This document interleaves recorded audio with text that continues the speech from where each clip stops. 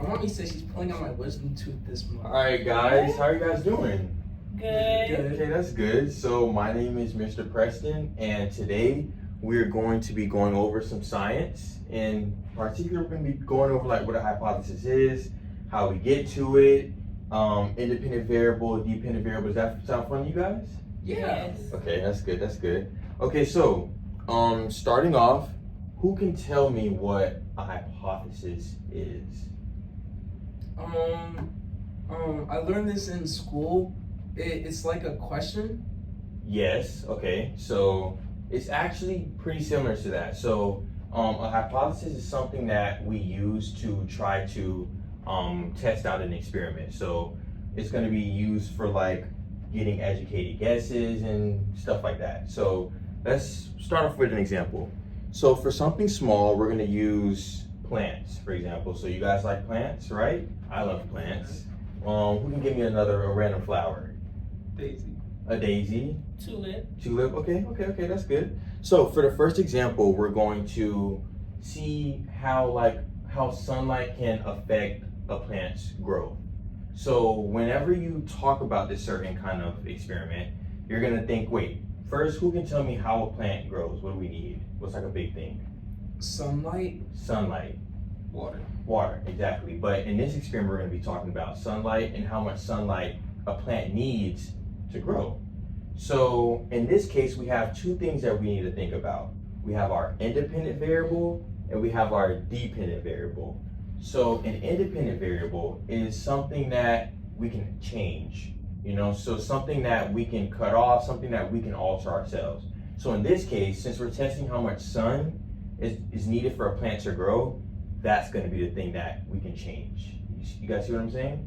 So we can see if plant A has a certain amount of sunlight. So like in this example, this plant has this much and this plant has this much. So that's our independent variable. Our dependent is going to be, what do you guys think? How much the plant grows, example. Exactly. Exactly. So the dependent is going to be the thing that we measure at the end, okay? So who can give me another example? Something quick. Another thing with plants. Well, You need a little bit of help? Yes. What type of fluid a plant can take? Yeah, so that was actually close to my next example. It was actually going to be what different liquids can alter or change a plant's growth. So within this example down here, we can see that if we have water, soda, and juice, and how long that will, take for this plant to grow. So we can see that water and soda, or if we compare the water and the soda, we see that the water helped the plant grow the most. So in this case, what do you guys think our independent variable would be? Our liquids. Your liquid, yes. And what do you guys think the dependent variable is? The growth. The growth, that'd be a good job. So whenever we use that, so you guys got the independent dependence down. So we have a formula that scientists use to get to this hypothesis. It's going to be your if, then, and because. So in this case, it'll be if we use water for the plant A's growth, then it will grow to a specific point, a higher point than the soda one, for example. And that's going to be because water gives plants the nutrients that they need to grow. You guys get what I'm saying? Right? Okay, so now we're going to try and get a little chant going on for this one, okay? So whenever I say something, you guys are going to repeat after me, okay? So, who knows the bubblegum in a dish song?